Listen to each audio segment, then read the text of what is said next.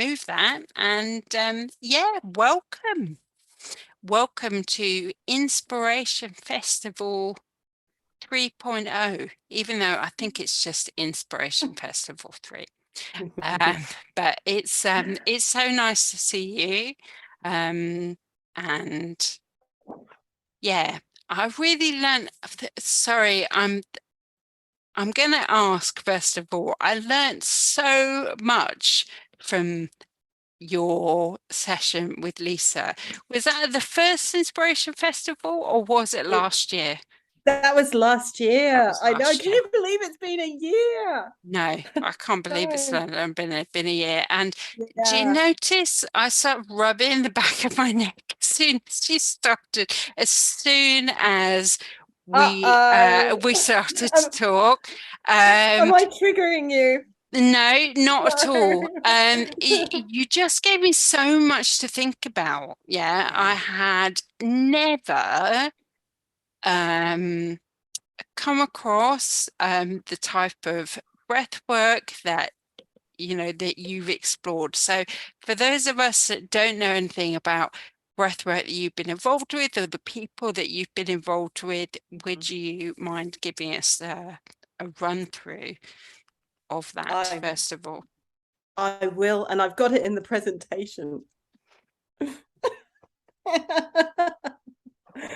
So I will definitely go through all of that. And it's so fantastic to see you. I think it was also Binny Dansby's talk last year that was just incredible. And we all realize how much our birth affects us. So today you're going to be in for a wee treat. Okay. So I'm doing a meditation in the final part. So if you can find somewhere comfortable, get a blankie, everyone.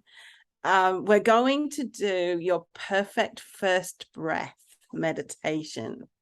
Wow. So yeah, it's really quite something. So please find a place that's nice and comfortable to sit, or even lie down if you can, and have a blankie, have pillows, and just allow yourself to relax. But that is going to be later on. So first of all, I will share my screen. Okay. Do you need me? All right. Okay. Hold on, I need to play. Okay. All right. So oops. Hello. Go back. No. Sorry. All right. Okay. Hello, everyone. I'm Ciara Longman, and it was over 10 years ago now I was first introduced to rebirthing breathwork. And here is my teacher, the original founder of Conscious Connected Breathing, Leonard Orr. And we're in Glastonbury here because I organized a training for him in Glastonbury, and he absolutely loves it there. You know, we had such a good time. So he is the person that's attributed with bringing conscious connected breathing back to the planet. And it was in the late 1960s in San Francisco. He had a house called Theta House, and he was in a bathtub, and he spontaneously just started doing this connected breathing. And he's like, wow, this is quite interesting. And because he was in warm water, he found himself going back to a birth experience. And so with all the other people, it was like a big commune in the house. They started experimenting with this conscious connected breathing, and everyone else was going back to womb experiences or birth. Now, what they found was that even a normal birth is extremely traumatic, and people would just like go unconscious. And because they were in water, it was, it was really difficult because you had to be able to fish the person out because they're going unconscious. You didn't want them to, like anything bad to happen. So they thought, okay, let's experiment with trying this as dry, and they called it dry rebirthing. And it was always done through the mouth originally because they used snorkels when they were in the water. So they were breathing with their mouths. Okay. And what they found was doing dry rebirthing wasn't as traumatic, and people could first of all deal with all of their resistances to the connected breathing, the physical resistances, emotional resistances, anesthesia, also other types of unconsciousness, tetany, and be able to breathe through those and have 10 sessions before you went on to trying warm water rebirthing. Okay, so this is a great picture. I love. There's Leonard. He's in the background, sitting next to Sondra. I mean, look at her hair. She looks fabulous, doesn't she? And so they still did a lot of hot tub rebirthing back in the 70s. And the other picture is when I used to travel with Leonard. He does bathing twice a day, every day. And wherever we went, we had to try and find bathtubs because not everywhere around the world has bathtubs. And so this is when we're in Mexico having fun, trying to find some bathtubs. So while he was in the bathtub, I just wanted to explain, first of all, that it was Mahavatar Babaji that telepathically transmitted to him how to do the conscious connected breathing. Now, you might have heard of Babaji if you've read Paramahansa Yogananda's autobiography of a yogi. Anybody read that here? No. Okay, so he mentions this immortal yogi that lives in the Himalayas. And the old Herakan Babaji, which was in his body from the late 1800s to 1915, is the guy on the left there. And he brought Kriya Yoga to the planet. Now, Kriya Yoga is a very gentle style of yoga where you do the poses and then you use a breath where you're breathing into each chakra one at a time. And so it's very gentle, and it also stimulates prana movement around the body. So then he came again and manifested into a body in the late 1960s. And this is the newer incarnation of Babaji, who was the one that transmitted to Leonard the conscious connected breathing technique. And this is when we were at the last time I went to the ashram with Leonard before he passed. And one of the morning rituals is to have chandan put on your forehead, which is to take away your thoughts, repetitive thinking. Okay. So just a couple of pictures of this is like the cave side of the ashram in the Himalayas where Babaji is located, and that's the entrance to the cave. So this recent incarnation of Babaji just materialized inside of the cave. He wasn't born of a woman. And when he died and consciously left his body, he dematerialized, and people that were there at the time noticed the ground that he was buried in sort of collapsed. So he's a 10,000-year-old immortal yogi and an incarnation of Shiva. Okay. So when Leonard met Babaji said to him, "Did you like the breath I taught you?" And then then he went on to learning about the practices of immortal yogis. And so during rebirthing breathwork trainings, we do focus a lot, not only on air purification, but purification using all of the other elements, water, fire, earth. Okay, so water is bathing twice a day. It's always best to do it before dawn and before dusk because of the magnetism changes in the Earth's environment. Okay. So when we have trainings, you have to bathe twice a day, and you end up getting what we call bath hair because you're in the bath and it starts getting dreadlocked and quite awful for us with longer hair. And then fire, sitting with fire for an hour every day. Now, so with the water, that's purifying your emotions. Okay. And with fire, it's like burning away the dross and thinking. And whenever you're in a training, as we all know, particularly when they're in-person trainings, people's stuff is coming up. And we're all getting triggered, we're all projecting onto each other. And so sitting with fire really helps you when you're in the thick of it to just calm down. It's such a wonderful thing to have and sit with fire every day, even if it's with candles.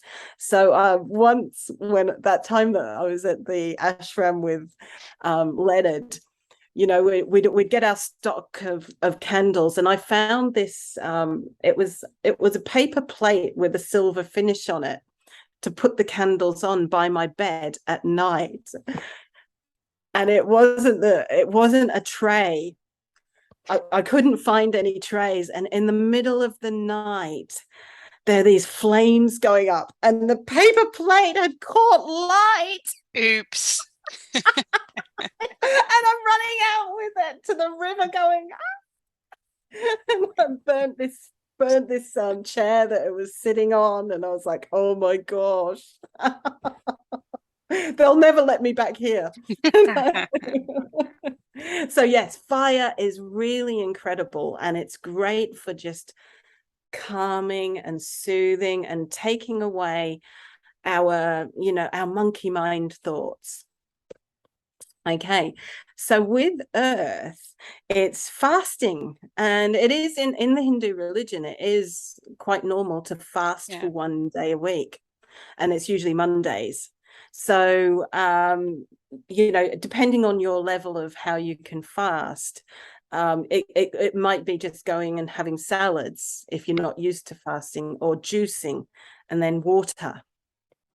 And then at least half an hour of exercise every day. So we have daily practices when we're doing our trainings, and we do some exercise to start off before we get into doing lectures. Okay. And of course, what we all know is purification with air. And at its very minimum, when we're doing conscious connected breathing, we're purifying our whole energy system. So, even if you were to just breathe for a lot shorter amount of time, you're purifying yourself. And then when you're breathing for longer, stuff comes up for you to be released. Okay, so I'm going to show a quick video of the energy cycle. So when we're in a breathwork session, the first part of the session is resistance. All your resistance is coming up for trying to prevent you from doing the circular breath.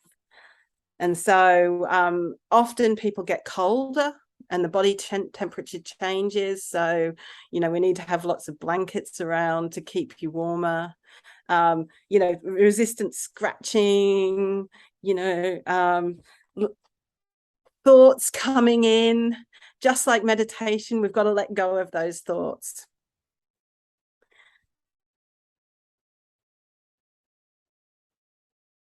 So, can you see the video okay? Yeah, I can see it. I think everyone can see it. Okay. Lovely. Okay. And so you get to a crescendo point Oh, okay. So I'm only breathing in my chest there, and you need to Okay. make sure the chest and belly are balanced when you're breathing. And let go, surrender. Surrender to the breath. When you reach that peak, just letting, and then you get into a really nice rhythm in your breathing. And this is when the prana is really working around your body and you start to feel that expanded state.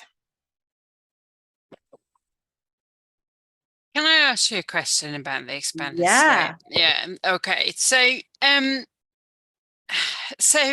with the expanded state, what when I think of expansion, Mm, I don't, because it's very easy with meditation. It's not easy, but with meditation, we tend to go inside, or when yeah. we create safety before we go inside. Um, but once I have found in my own practice that Mm-hmm. once that safety is created outside, things inside rather, things then tend to get very noisy as you come back out again. And then you sort of like, you go through like the sound bar. Does that make sense? Like the sound bar on the planet, and Yeah. you expand out again. So is that expansion in rebirthing, can it be that big? Is it usually that big? Everyone is different. Right, okay.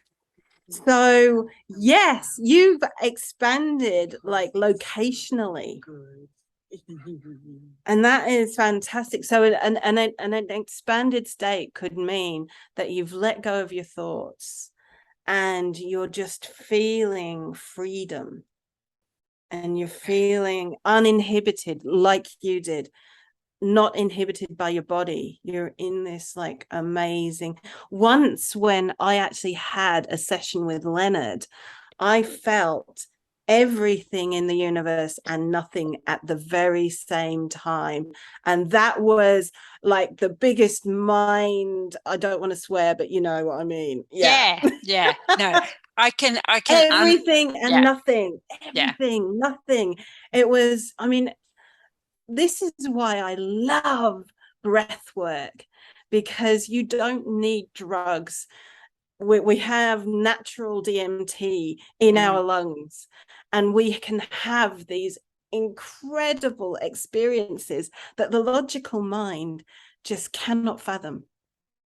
That, bless it, the mind machine hasn't got a clue about what we can really experience in our expanded state. And that state also, you come into a place where you can receive guidance. Yeah. Yeah, no, okay. So Yeah. yeah, so this guidance thing that we Mm, talk about. So yeah. I'm going to ask you another question about that, because since I since I qualified like a Mm-hmm. couple of years ago now, and I've been running breathworks, and I don't know if it's the same for Jennifer, but certainly I found that there's guidance comes through, and again, it's probably different for everyone, but I have found Mm-hmm. that I'm very much certain with the felt sense that we talk about. Yeah, Mm-hmm. I find that most of the time I'm just talking to myself. Does that make Yeah. sense? It's like Yeah. I'm over here, but I'm Mm-hmm. here, but I'm like, I'm Yeah. able to talk to myself, yeah, and Yeah. in a way that I couldn't. And yeah, I can also see through this like third eye, but I've also got Yeah. this mind's eye as well. And the mind's Yeah. eye and the third eye are completely different. Yeah. Yes. Yeah. Yeah. So the third eye is like this great big panoramic view. Is that how it is for you? It's like so incredibly clear. Yeah, it is. Mm, But it took me so long to get, sorry, we're veering off topic. yeah. But it took me so long to be able to sort out what Mm-hmm. was that clarity and what Yeah. was mind's eye. Yeah, Yeah. because I guess everyone's mind's eye is different in it that can depend on expansion, Yeah. because like you said, that's different. It depends, you know. I see But everything. yes. And the whole thing about it is getting the conscious mind out of the way so that you can then experience that guidance. Yeah. And I always describe it best as the calm voice in your head. Not that critical, not that sharper voice, but there's a much calmer voice that comes through. Yeah, there is. I don't know. It's very, it's different, but it's similar to being, what is it? To being clairaudient, to just, Yeah. just sort of knowing. Yeah. Mm-hmm. So the Yeah. guidance that you receive, but sometimes the guidance that you receive isn't human. Yeah. Yeah. Yeah, Yes. yeah, and it Exactly. that feels very different, you know, Yes. and the higher self, the felt sense, again, it feels very Mm-hmm. different to the guide, to the elemental, to the whatever. It all feels very Yeah. different. But we're getting off topic. Galactic But I'm guidance. still, but, yeah, but it is different, and I guess everyone just receives guidance totally differently. Yeah. Yeah, exactly. And so this, I always say that you've got to get through your resistances first of all. And I'm a scientist, and we love, originally, we love to get science to back things up, but science cannot prove to you what you experience in your breathwork session when you get to that state of super consciousness expansion.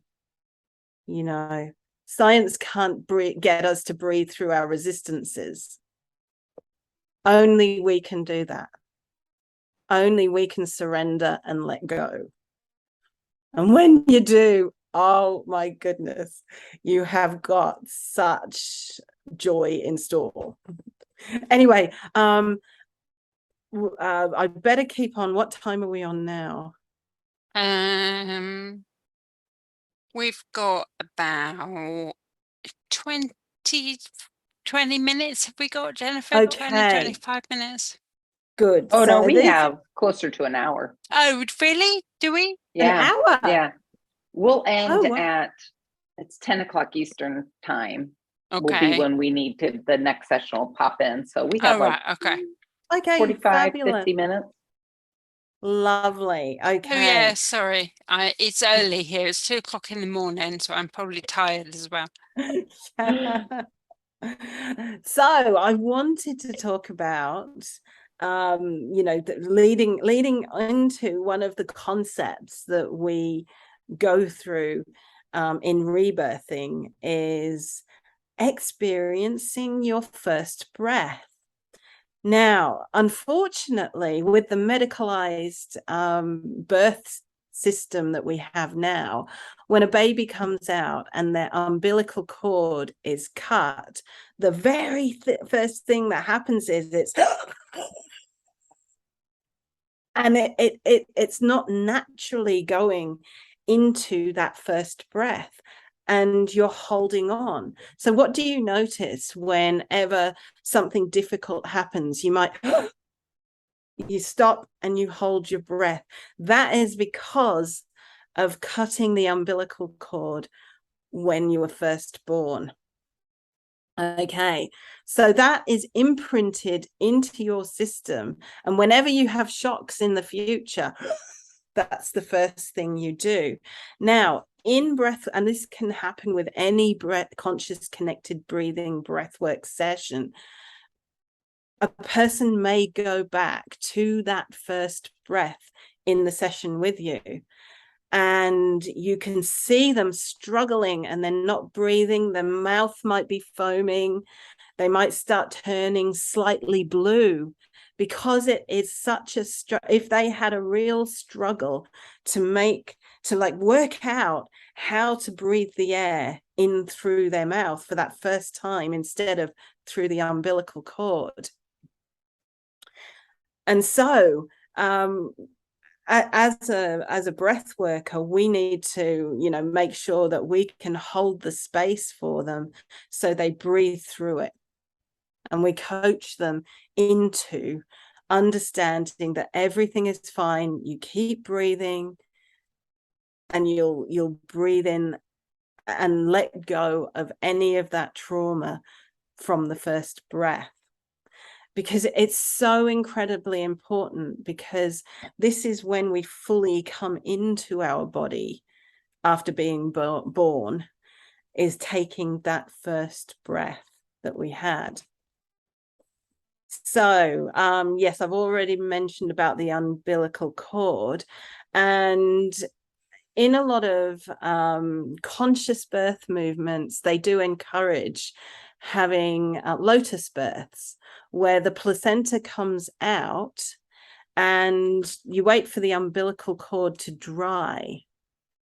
And then because you've still got hormones and nutrition and coming through the blood into the baby and then back to the mother. And so when we do it in a much gradual process, then the natural way of taking in the first breath for the baby can occur. Now, it isn't always practical for this to happen. It's always like, if it's possible, do this. But you know what? If we didn't have trauma, we wouldn't all be here doing this work. And we came to Earth to experience difficult things. So there's always two sides of the argument with, do we make sure that birth is totally conscious? But I wouldn't be who I am today if I hadn't have been through all of my stuff in life. I wouldn't be adventurous and going out and doing all the things I do if it had all been snug and lovely. So moving on, we're going to do the meditation now. So everyone, if you'd like to find somewhere comfortable that you can just sit there and close your eyes. Now, what we're going to do is a perfect scenario. It's not about going into trauma, and I really need to highlight that.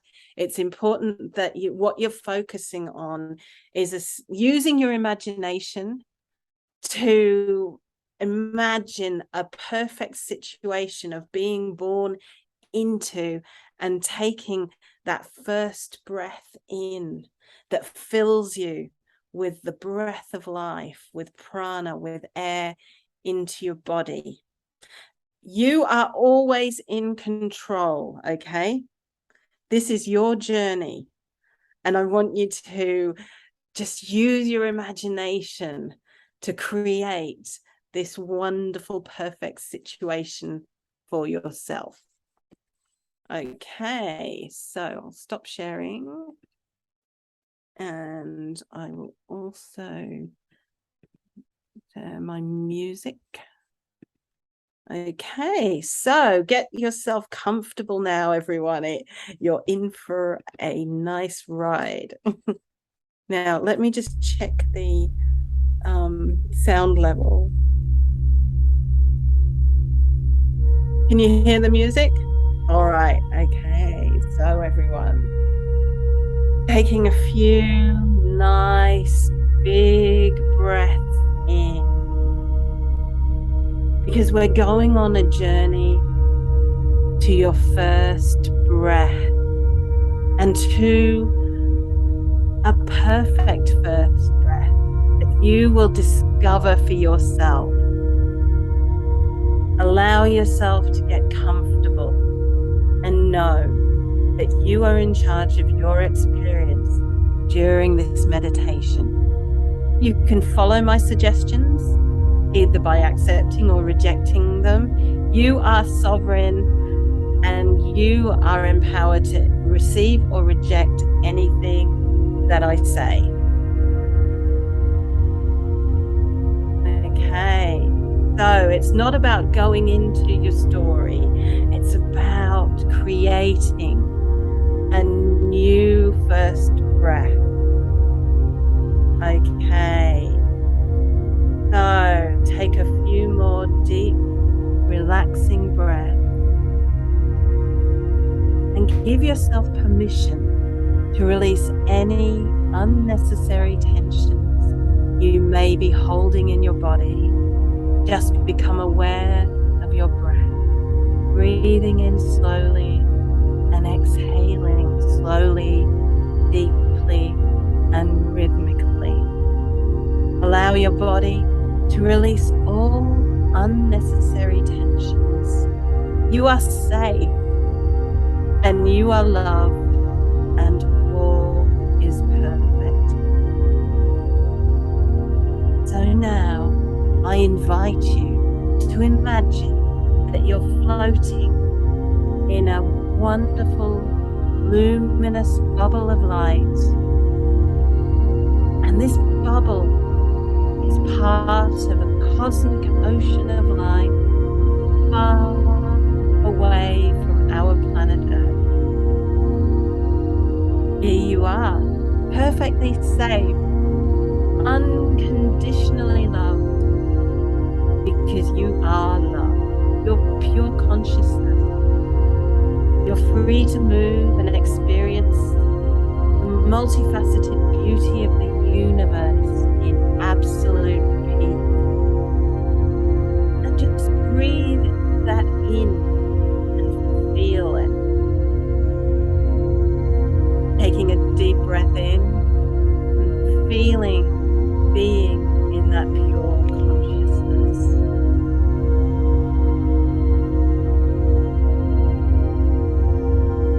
And it's now time to take an adventure. You have accepted a mission, and it's time to create a physical body so that you can manifest your soul's qualities on planet Earth. And you feel irresistibly drawn to two beings who are your perfect parents. They may not be your actual parents in this lifetime, but just imagine what these perfect parents are like for you. What is the perfect father for you? Imagine what a perfect father would be like. A protector, kind, wise, fun. Perhaps the type of father who plays with you. And then think of what, or feel, or sense what the perfect mother would be like for you. Nurturing, gentle, caring, and perhaps she sings to you. So both of these perfect parents are calling you in. Their powerful love is reaching out to envelope you. They are perfect for you.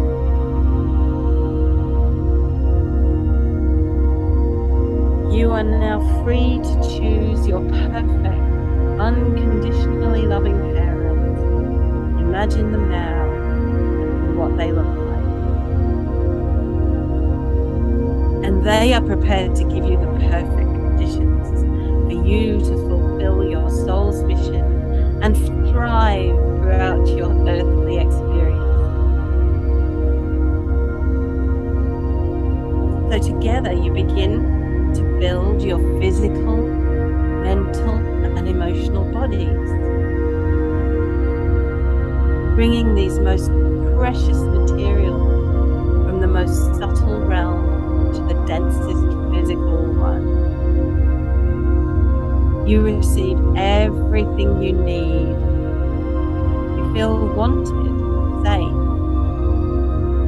Your body is beginning to take form, growing, developing, every day. Every week that passes, now your brain is developing. Organs are developing. Your feelings are developing.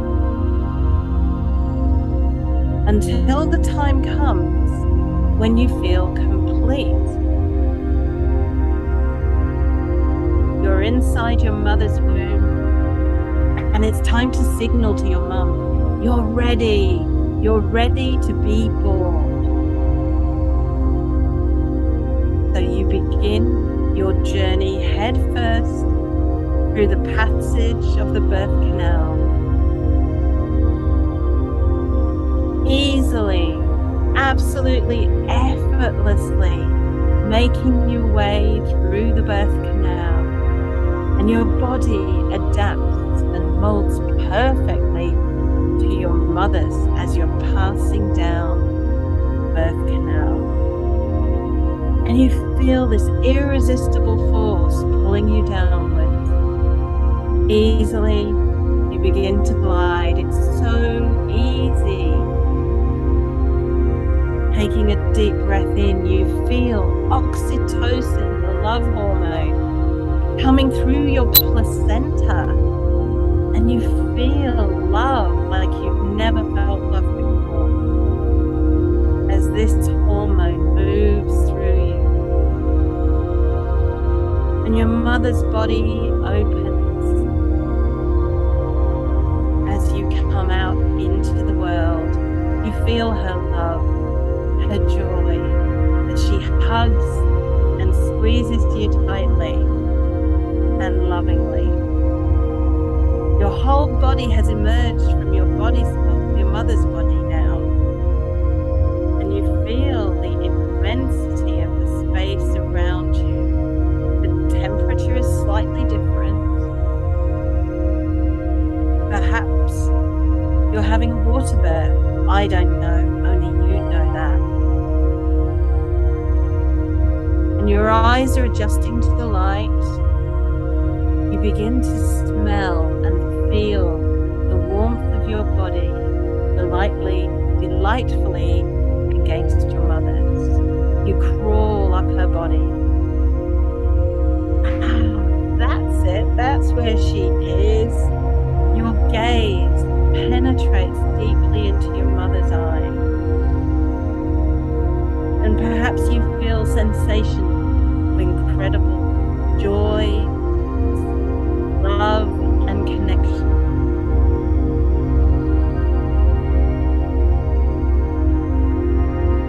And then your father arrives, and he holds you lovingly in his hand.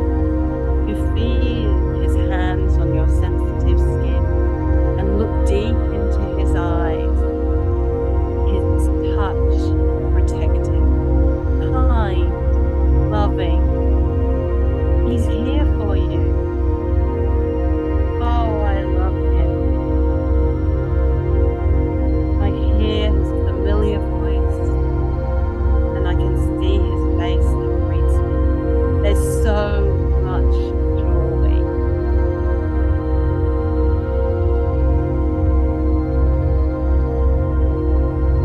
Just take it in.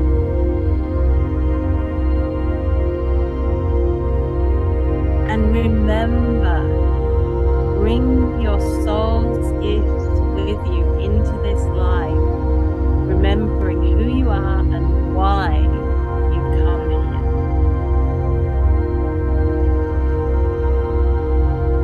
And as your mother holds you, you feel this slight pull within your respiratory system. This pull that's urging you to make your first breath. That's very gentle. So just now, take that first loving breath in through your mouth and into your body. Because this is the miracle of life on earth. Wow, that feels amazing. Breathe in again. Take another loving breath in.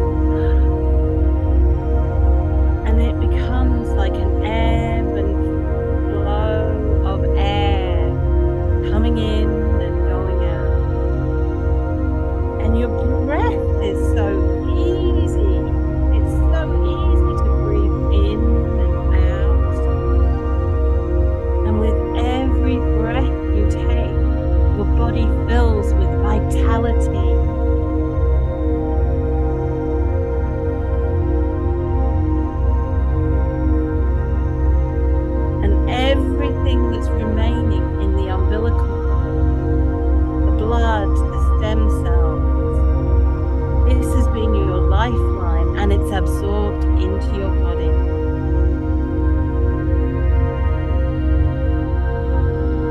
And that umbilical cord is slowly losing its color and vitality.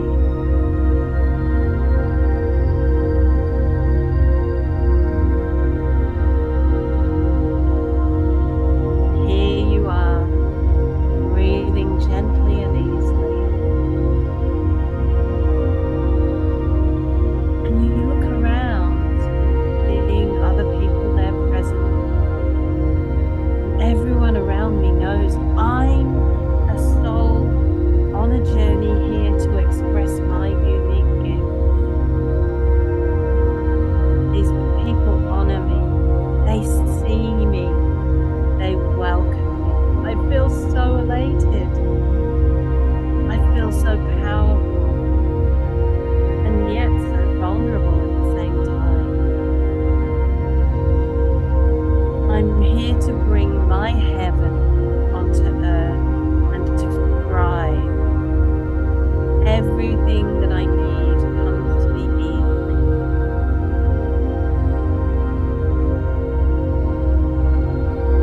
Light, love, bliss.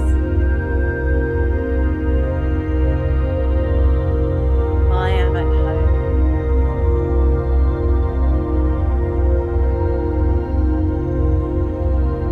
Taking a deep breath in and exhale, and a smile appears upon my face as I see all those souls around me. I feel so much gratitude.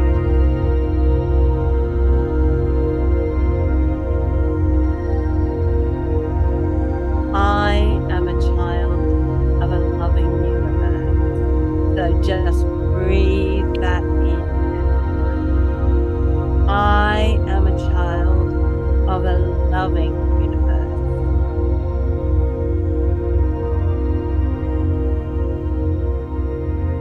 And with every breath you take, you now know that you are this powerful eternal soul, having an amazing experience here in this body on earth. And it feels just good.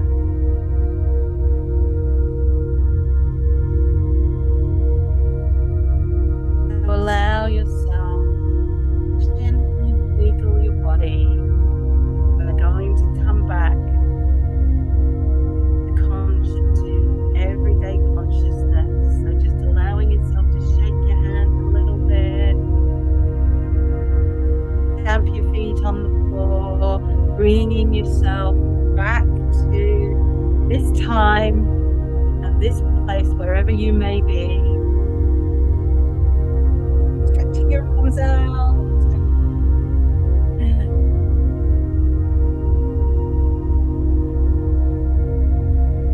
Giving yourself a big hug.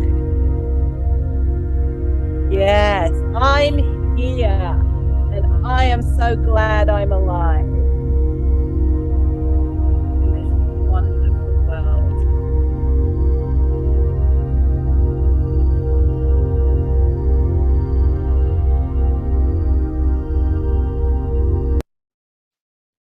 Okay, so how was that for you?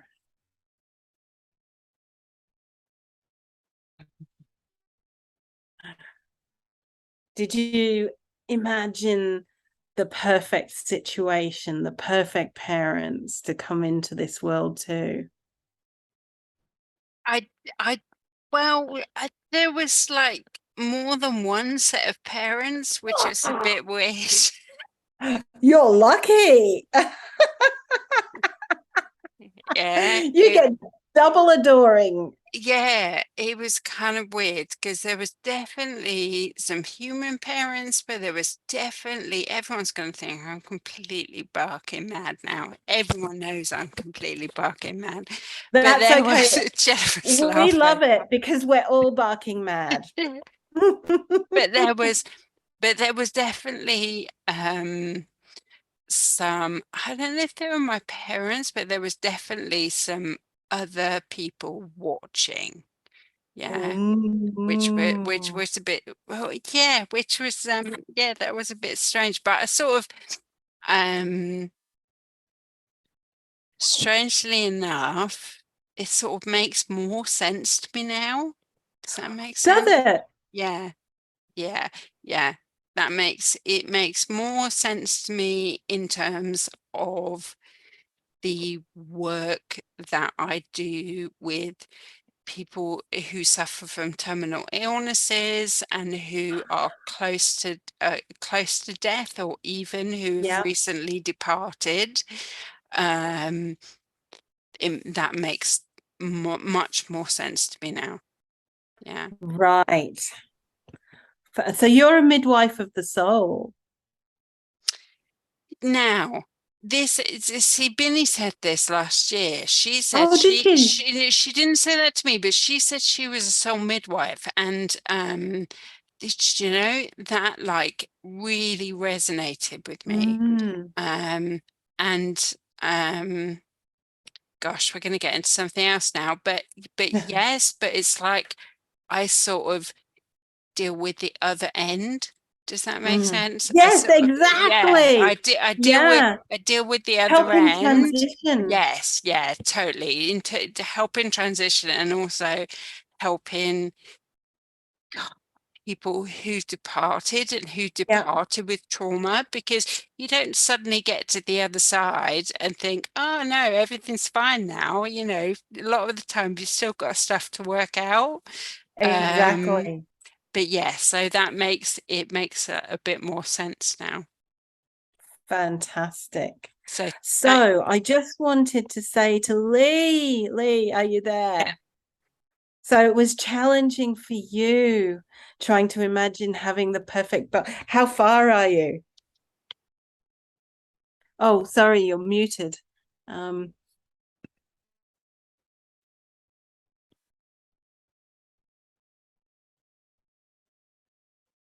let me. Hey, yeah, Oh, wonderful. yeah, I'm 21 weeks, so almost 22 weeks. Yeah, so the girl. Wonderful. Yeah, so So, it was really great because I've been doing a conscious birthing class along with the breathwork yeah, facilitation training, and we do a lot of guided meditations. But this was really beautiful because I was like bouncing back and forth between being birthed and giving birth.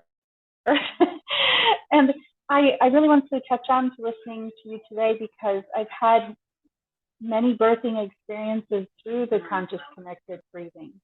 It's been probably one of the most prevalent repeating yes.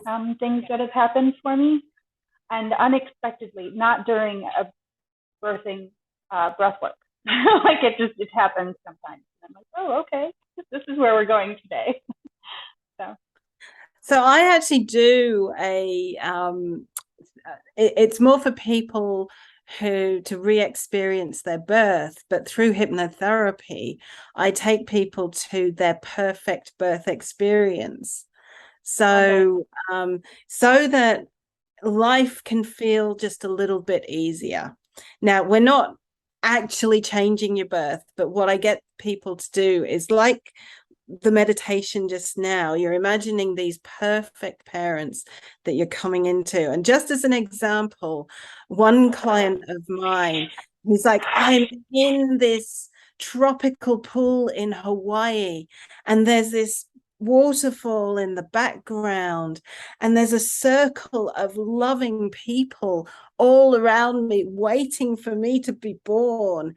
I want to live in this world. It's absolutely amazing. So it's not changing your birth, but in your unconscious mind, it's changing those circumstances that you came into this world with, and it just gives you more enthusiasm for life. Because when we come in to trauma, it sets our life up, doesn't it? And we can birth trauma is something that is difficult to handle when you finally get there in a breathwork session. So what I would recommend is to continue having some conscious connected breathing with someone who it will happily hold the space for you. It's not dangerous. In fact, pregnancy is a whole big rebirth itself. It's one big rebirth. Yeah. And so, and also your partner. It's important that they also work on their birth too. And then it makes it easier for your birth when you're giving birth. Yeah. Mm-hmm. Now, another tip that I will give you is that, you know, not long and when it's safe for the newborn baby, is to sit in a hot tub or a bathtub with your baby, hold it, start breathing, and just let it scream. Let the baby scream. Let it get everything from the birth out of it. And just lovingly allow the baby to just let it all out. And you know, you'll find that they're shaking and doing all kinds of, and you've just got to lovingly hold it while it goes through that. And it's incredible, really incredible.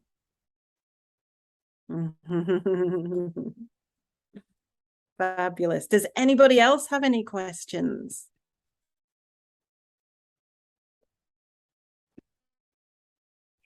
I don't have a question, but what Yeah. I observed is that I've had depression through most of my life, and Yeah. in breathwork, I don't know, long time ago, Mhm. I realized that I was in utero, and the depression really came from my mom. I'm the youngest of 8 kids. There were several miscarriages. Her mom died when she was 14. She was the oldest. She had to take on the family because they were farmers. And it was that was like eye-opening, and there was some release of mine. But doing this meditation with you, it was just like, I felt that I got to have my birth. Like that before was hers, you know, that was all with her. That wasn't mine. And so even in this small time, it was like, oh my gosh, this is fabulous. And I get to experience this for me, not for somebody else. And I choose it for me. Yes, exactly. I'm empowering myself to allow myself not to go into the story, not to regress back to that difficult situation, but allowing myself to create something new and exciting and motivating. And now I'm, you know, there is a genetic, you know, link between depression. In my family, I didn't get it, but my brother got depression. But what you said is absolutely true, because our brainwave state is in theta up until while we're developing, and up until we're 6 years old. So you are being programmed by your environment. And if your mother was depressed while you were in utero, you're learning it. You know exactly what's going on all around you while you're in there. And so taking that, giving it back, and no longer owning it in a session. I don't need, thank you for the lessons. Thank you for teaching me that after night, there is always day with depression. It's really understanding daylight comes. Thank you for the lessons, but I'm done with it now. How does that feel for you, feeling done with it?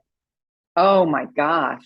I mean, my body is still just pulsating, and it's just got that tingly cool. And what amazes me is we weren't doing that for very long. Like that was so powerful in just allowing to just allowing. I mean, this expansion, it just feels really good. I feel lighter. I think I need to go weigh myself, because I think I just lost some pounds.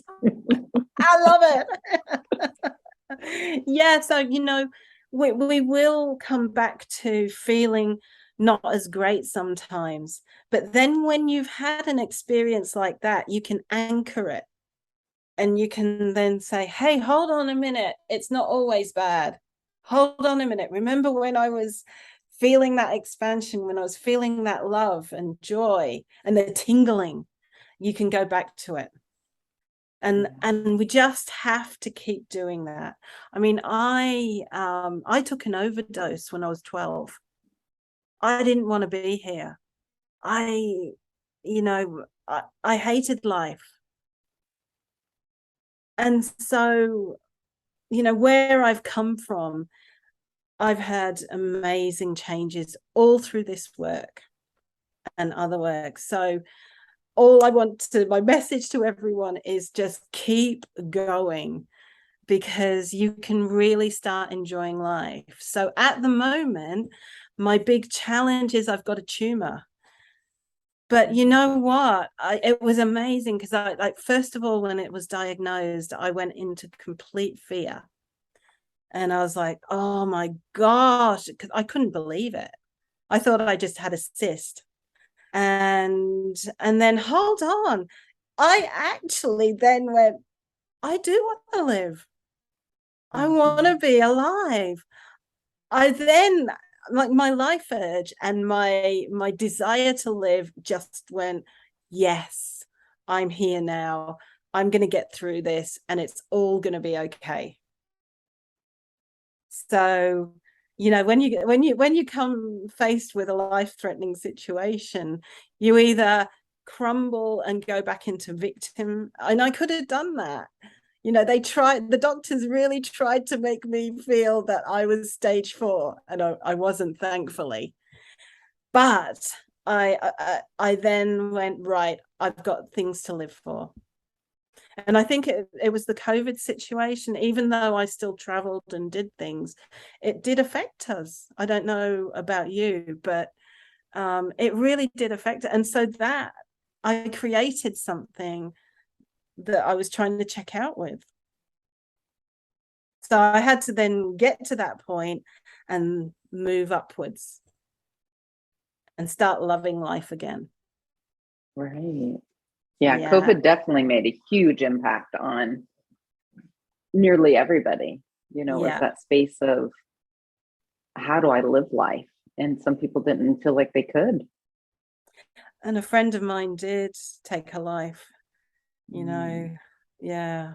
So, so this is why we have to really enjoy what we've got now. Absolutely. And just like you acknowledging how when we come into the breath, that is life. That is all of the space of really living into it. Life is breath. And when you get to the point of being breathed by the breath, so it's not, I'm not breathing, the breath is breathing me. Ooh, yeah. Right at the end of a session, we call it the transcendental breath, where you've gone into that expansion, and then you start to integrate it, and you get this lovely, soft, gentle. You don't even hear yourself breathing. And it's light.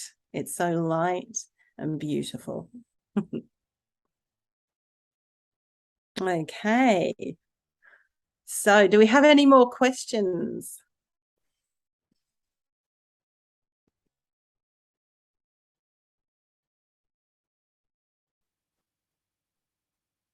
Anyone Well, I'm else? curious for you. I mean, you've done a lot, and in that experience, and it's interesting because I'm actually a psychotherapist. So hearing, or actually was negative, not necessarily him, but rebirthing, because when I was going through school, it was like, oh my God, this is terrible. People are dying and they're doing this and they're doing that. And it was kind of this fear factor versus of really learning and being in it. People were just negligent. honestly, is what they So were. yeah, and that was a therapeutic technique that isn't rebirthing breathwork. So Right. that was done by therapists. And so at the time, our breath rebirthing, it was called rebirthing, but Leonard stuck breathwork on the end to make that difference between the therapeutic, where they put pillows on a child so that it could stimulate coming out of the womb, but the child suffocated. Yeah. Wow. Yeah. Gosh. And she was pretty young, I want to think, like Really 10 young. or Yeah, really young. I mean, it was unbelievable. So, rebirthing does get associated with that, but two completely separate modalities. Yeah. So have you come across brain spotting? You know what? I saw that you do brain spotting. I Yeah. actually never trained in it. I'm trained in EMDR, but one of my colleagues was brain spotting, and I was like, oh, maybe I should get trained in brain spotting because it was so intriguing. And very few people do it. Yeah, it's incredible. It's so, they call it an evolution of EMDR. And so the theory behind it is where you look in space affects how you feel, because your ocular nerve goes directly to the hindbrain, bypassing the neocortex, the thinking brain. And so it is incredible. The reason I found out about it is I saw a Conquering Cancer series, and this woman had had brain spotting sessions, and she attributes that to her recovery without medical intervention. So she had quite a few sessions, and it is excellent because you're looking at this spot. So you're holding a little pointer and you're looking at a spot, and you feel your body getting activated and you're feeling the uncomfortable. But as you're looking at it, it gets worse and worse and worse. And then it reaches, like the breath, it reaches a crescendo, and then your body just starts feeling easier. And you don't have to have any memories come up. Your brain is processing it and releasing. Bam. It is incredible. That is really powerful stuff. Well, which would make sense too, because when we experience trauma, like even a car accident, they take people's accounts of the accident, and they're all different because their views are different.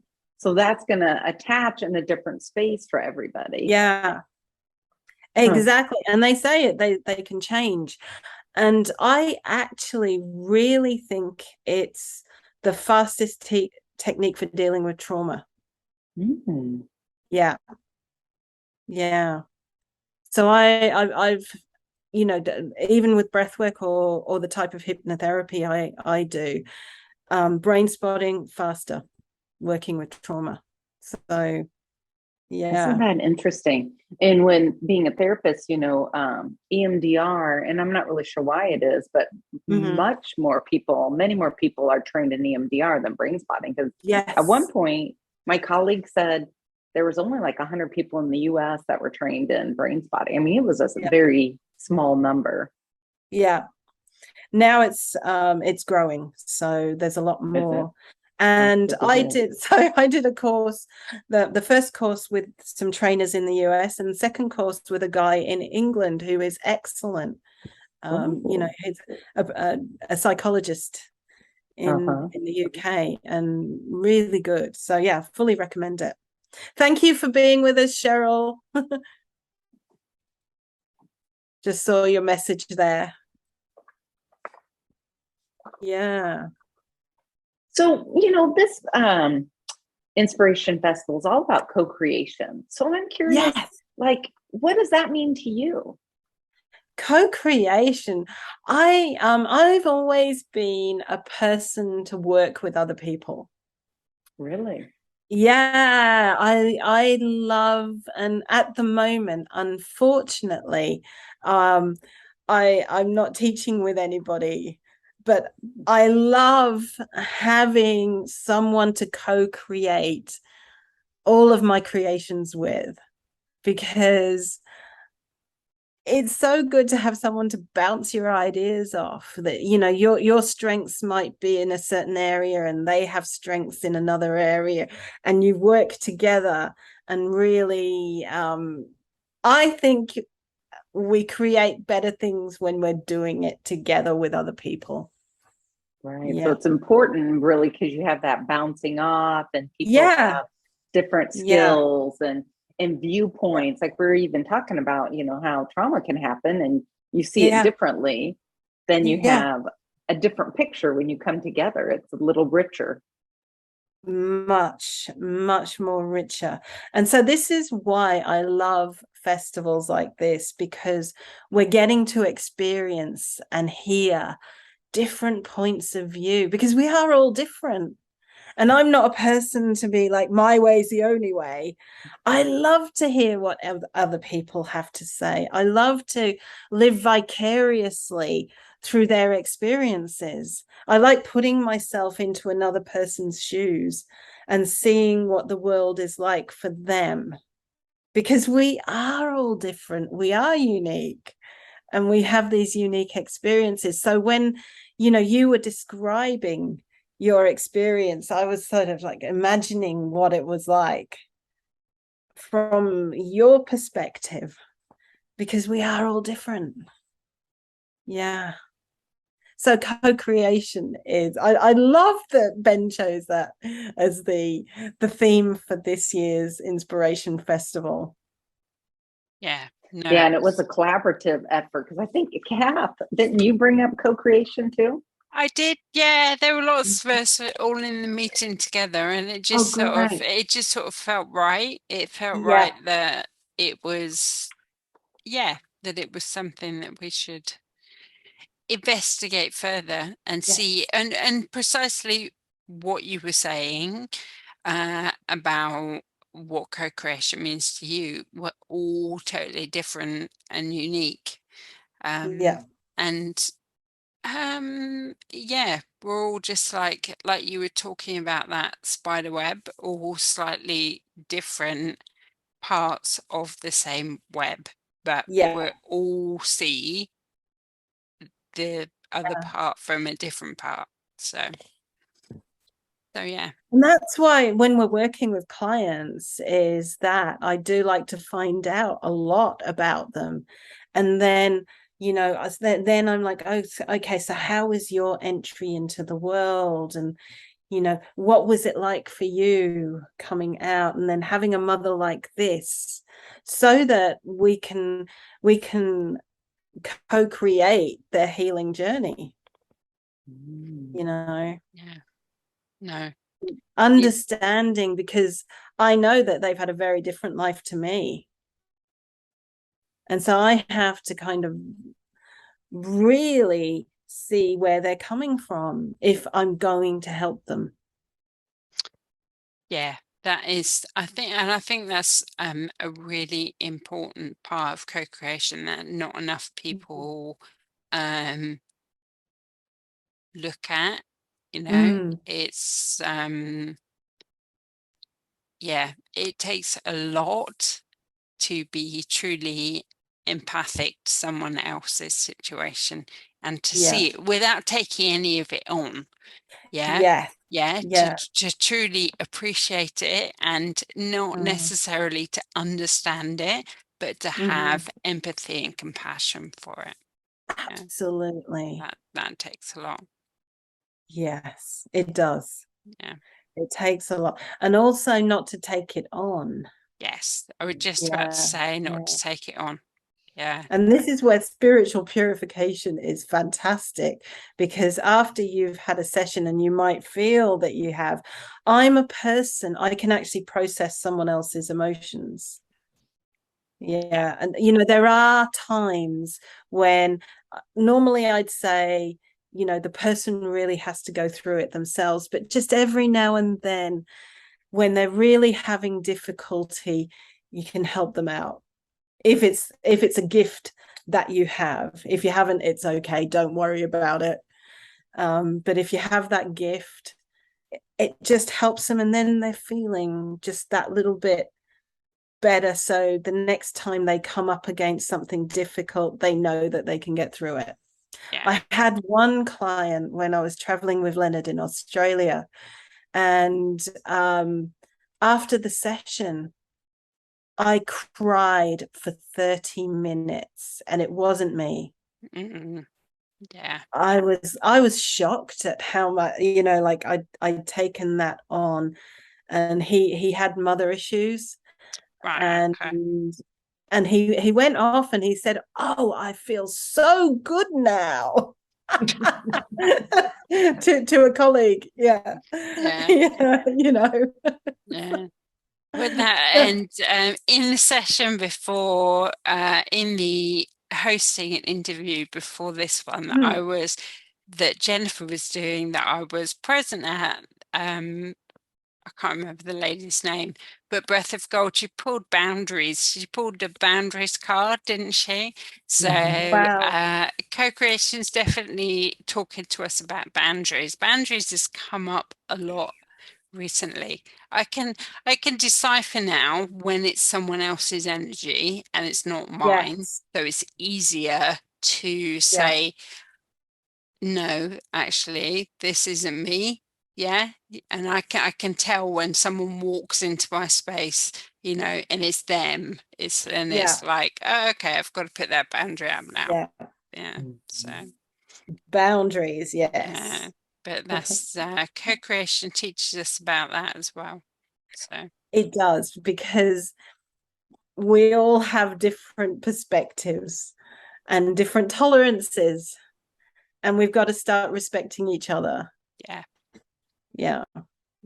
It's nice to know that we're all like you say, respectful of each other, and that there's still people in this world that are still find those things or hold those things important and with integrity. So yeah, absolutely.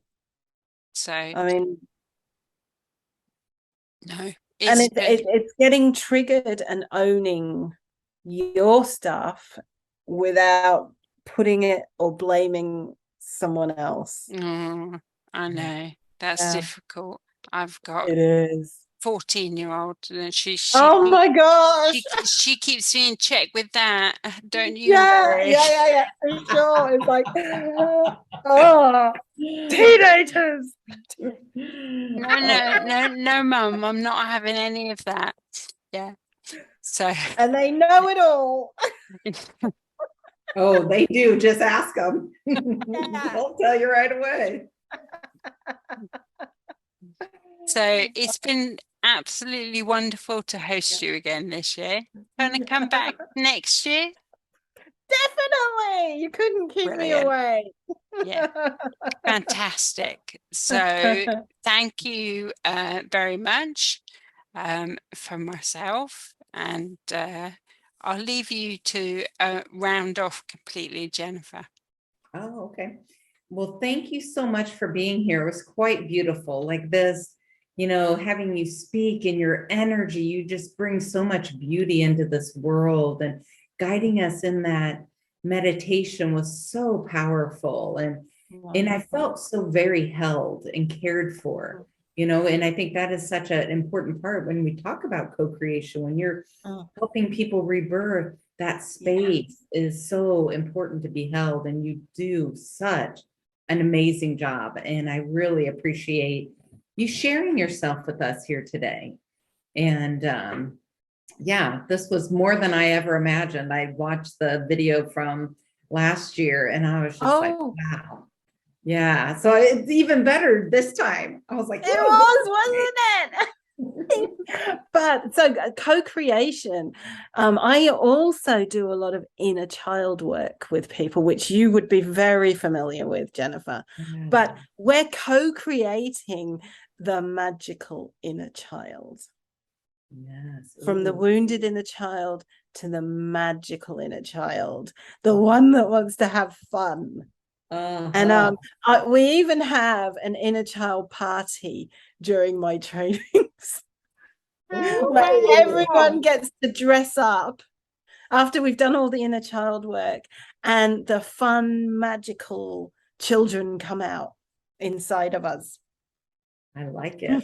That's fun. Yeah. So like with your trainings and stuff, is there a website people can go to find out what you have going on next? Yeah, BreathTalks.com. Great. Yeah. Well, thank you. It was absolutely beautiful to have you here. As we're moving along, the next group will be showing up. So we have about 10 minutes, freshen up, decide what ones you want to go to as far as the next groups. Again, they have the main room, and then we have a firefly room, and we have the workshops. So if you're looking, I am not technically advanced because Yeah, you